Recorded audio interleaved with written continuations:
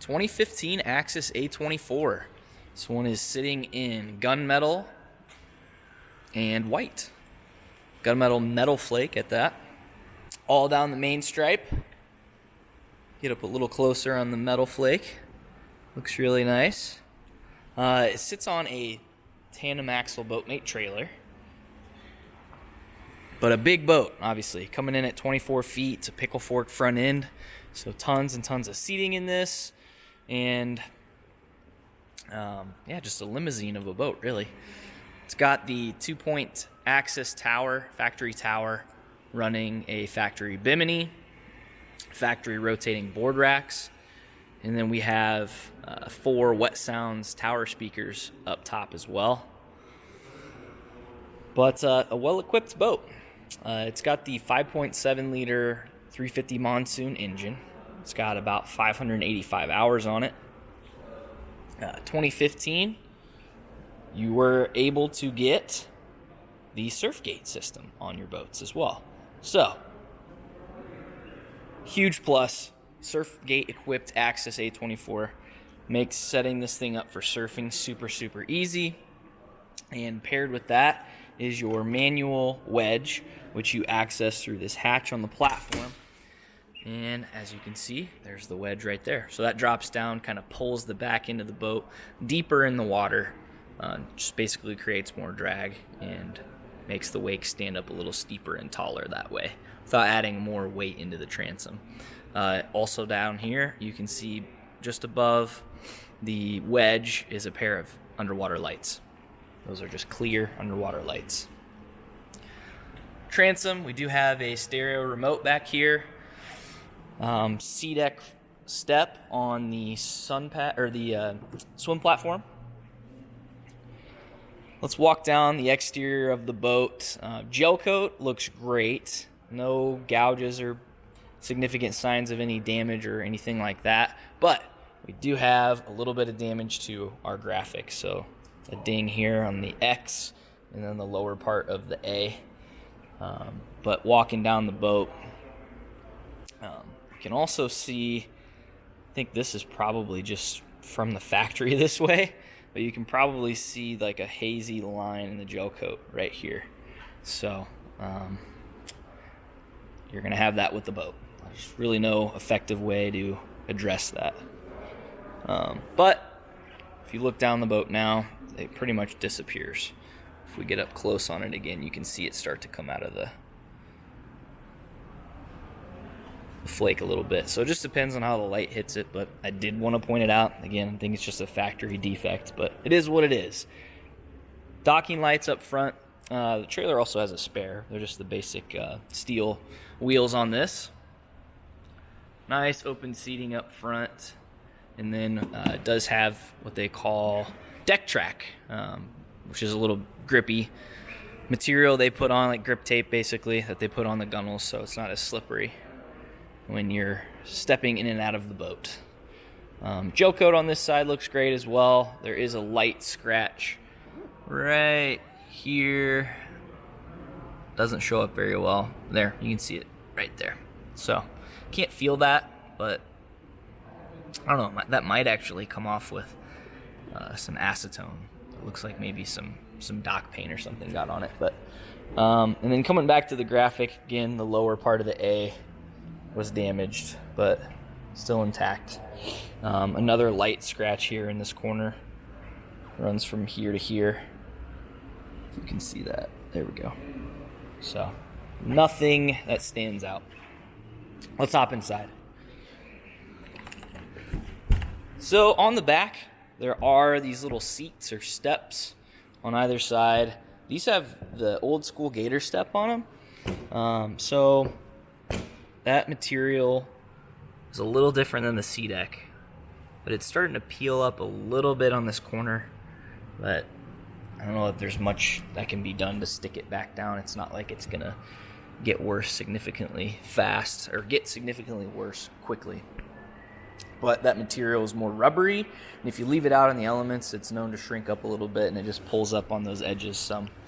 The sun pad on the back, great shape. All the vinyl is actually pretty pretty well taken care of in the boat. There's not anything significant tears, rips, or anything like that, but you'll see some signs of wear. There's a little scratch in the vinyl here. You'll see another scratch in the vinyl around this area right here, and then another across here. You know, honestly, you're going to have that on most boats, especially with all the traffic going from the swim platform on into the interior. On the inside, the flooring is a snap out, like charcoal matte flooring. So it's not carpet. It won't hold water. It dries out really quickly. It's easy to clean. If you don't like the flooring, you can take it out, and there's just a textured fiberglass floor underneath it. We'll step on in, though. Do have a ski pylon back here next to the cup holders. And as we pop down into the interior, you're going to see tons of space in this thing. It's kind of a light gray vinyl as our main. A little easier to keep clean than the white vinyl, but not so dark that it's going to get hot in the sun. Has a gray piping accent, and then a textured gray, like charcoal gray seat boxing on there. So those look really nice. These rear corner seats were just reskinned. So there were some splits and cracks and things. So brand new, this long cushion here. Same thing with this long cushion here. So that all looks really nice. In the back, you will find this does have plug and play ballast. So those are the 750-pound bags that sit over the stock hard tank system. We'll take a look at the other ballast setup here in a second, but quickly, if I can get this open, storage tray out of the way here. Goodness, that thing's really stuck. Hold on. I'm setting my camera down. There we go. All right. So to reset my gimbal. There we go. When you open up that tray to get to the motor, you don't have to kind of open it from both sides, or else it gets kind of wedged in there. But again, Monsoon 350 engine, 585 hours. It's freshly serviced. Super reliable motors, though. They run relatively quiet. They run smooth. And honestly, this motor from Inmar has been around for a long time. So pretty proven and tested engine. But definitely nice to have that extra ballast in here. This thing's going to surf like a beast with those bags full for sure. Or wakeboard, whatever you like to do. The stereo, you've got a couple Kenwood speakers back here, so 4, and then 2 up in the front, in the bow, plus 10-inch What Sound subwoofer down at the driver's feet. Let's open up some storage compartments real fast. We do have, goodness gracious, the boot for the Bimini in there. A couple other random goodies. I think this is just a bag that you can put your cover in. And then a couple throwables are down there. Pretty sweet for an Axis is a little bit of transformable seating. So you can flip up that seat on the starboard side. Just have access down to your storage on the back, but that's pretty cool. The back center seat on these boats just sits kind of stationary, but you can slide it forwards and kind of have it wherever you want it to be. And then there's a step under there if you aren't using it, in the very back at least. Storage, pretty deep storage in the boat. Drops down, you kind of have that decadence material down there, so not as much carpet in the boats as you see, honestly, in other Malibus or Mastercrafts, things like that. So easy maintenance. The annoying part is trying to show you guys the storage compartments when all the seat bases are loose in the boat. They're kind of cumbersome to grab while I'm filming here. You have space for a drop-in cooler as well under this seat. Doesn't have a cooler with it, but this compartment's huge. Like, I feel like there's plenty of different coolers that would fit in there. So if you have like a Yeti or something, that'd fit in there, or should fit in there depending on the size. Let's pop open here. Tons of storage in the OB. You do have, move this out of the way, dual batteries set up under there as well. Then your amps to power your stereo. And super nice, you have a built-in charger. So you can plug an extension cord in right here, and you've got an onboard battery maintenance system. So pretty cool. Glove box. Just a little bit of storage in there. Axis does have that kind of chopped windshield, so as we make our way over to the helm, you kind of have this big armrest or whatever over there. Now, quickly, the tower does fold. It's not the most fun thing in the world to do because it's not assisted, so you need a couple people. So what you end up doing is taking these release knobs out, and then this piece here swivels down, which allows for the tower to collapse down this way towards the back of the boat. But when you undo those release knobs, you need somebody pushing up or holding the tower up so it doesn't just drop.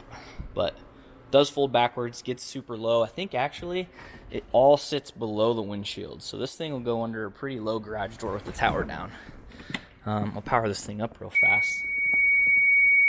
It stops beeping at me. But you have your horn, a lot of analog gauges on this thing. Nav lights, blower, bilge pump, all that's over here. On this side, you've got fill and drain for your ballast system, so front, center, and rear on either side. Docking lights. This boat does have a heater. Super nice to have. And this nice steering wheel. So digital gauges are great. You've got, if you can see on this right now, maybe 585 hours right there. But you got your air and water temp. You got your depth meter. This is probably not showing up very well. But anyways, digital gauges. You got your fuel and everything over here. Your surf system, you can activate that with these switches down here as well. Pretty simple setup.